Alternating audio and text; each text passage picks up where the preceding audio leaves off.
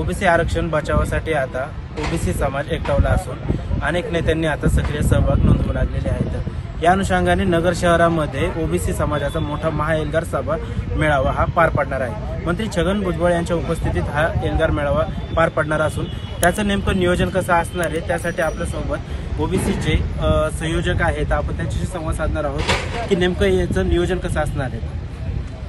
उद्या जो सभा मेळावा पार पडणार आहे तर काय नियोजन असणार आहे आपलं? उद्या क्लेरा ब्रूस हायस्कूलच्या मैदानावर हा नियोजित मेळावा पार पडणार आहे आणि त्या मेळाव्यासाठी जिल्ह्यातून मोठ्या संख्येने ओबीसी बांधव हजर राहणार आहेत। साधारणतः 5 लाखाच्या संख्येने या ठिकाणी ओबीसी बांधव हजर राहतील अशी आम्हाला अपेक्षा आहे। हा परिसर क्लेरा ब्रूस हायस्कूल मैदानचा 35 एकराचा आहे आणि त्या 35 एकरामध्ये बसण्याची व्यवस्था करण्यात आलेली आहे।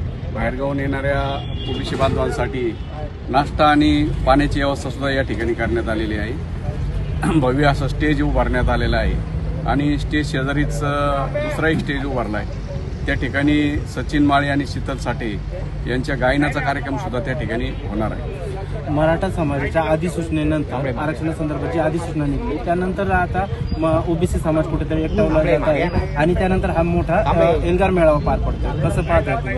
अगदी बरोबर आहे की ज्या वेळेला मराठा समाजाला आरक्षण देण्याचा विषय निघाला त्यावेळेला मराठा समाजाला आरक्षण देत असताना आम्ही सर्व मंडळींनी सुद्धा त्या आरक्षणाला पाठिंबा दिलेला होता आणि शासनाने सुद्धा सांगितलं होतं की मराठा समाजाला आरक्षण देत असताना ओबीसीच्या आरक्षणाला धक्का लागणार नाही। परंतु आता ज्या पद्धतीने अध्यादेश वगैरे निघत आहेत ते पाहिलं तर निश्चितपणानं मराठा ओबीसी आरक्षणाला धक्का हा लागत आहे। मागच्या दाराने मराठा समाजाचं ओबीसीकरण चालू आहे आणि त्यामुळं त्याची तीव्र प्रतिक्रिया ही ओबीसी समाजात उमटलेली आहे आणि त्यामुळं त्या अध्यादेशानंतर हा मेळावा या ठिकाणी होत आहे आणि त्यामुळं राज्यातला ओबीसी समाज एकवटला आहे आणि त्यामुळं या मेळाव्याला उच्चांकी गर्दी होईल असा आमचा अंदाज आहे।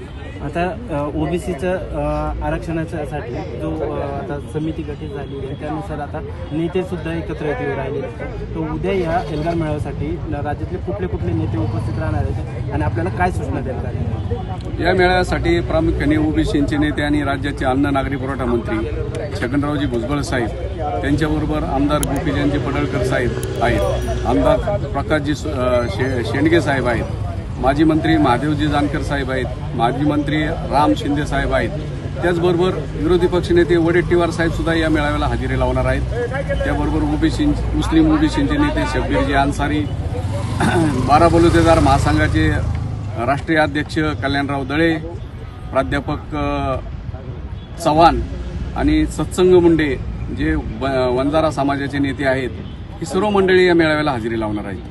आरक्षणाची लढाई तीव्र होत आहे तर नेमकी आपली भूमिका काय असणार आहे? उद्या मोठे दिग्गज नेते या ठिकाणी असणार आहेत त्या माध्यमातून नेमकी आपली भूमिका काय असणार आहे आणि आपली मागणी काय असणार आहे? आमची पूर्वीपासूनची भूमिका राहिलेली आहे, मराठा समाजाला जरूर आरक्षण देण्यात यावं, परंतु ते देत असताना ओबीसी आरक्षणाला कुठल्याही परिस्थितीत धक्का लागता कामा नये आणि निश्चितपणानं यापुढील काळासाठी जी आंदोलनाची दिशा ठरवली जाणार आहे ते आमच्या मते या उद्याच्या मेळाव्यामध्ये नेते मंडळी जाहीर करतील। आपण पाहू शकतो की ओबीसी आरक्षणाच्या लढाईसाठी आता नेते एकटावू लागलेले आहेत आणि त्या अनुषंगाने महाएल्गार मेळावा नगर शहरात पार पडणार आहे। तर नेमकी उद्या त्यांची भूमिका काय असणार आहे आणि काय मागण्या असणार आहेत याच या मेळाव्याच्या माध्यमातून स्पष्ट होणार आहे। व्हिडिओ जर्नलिस्ट अक्षय वाघमारे सोबत मी प्रवीण सरवसे, लेट्स अप मराठी, अहमदनगर।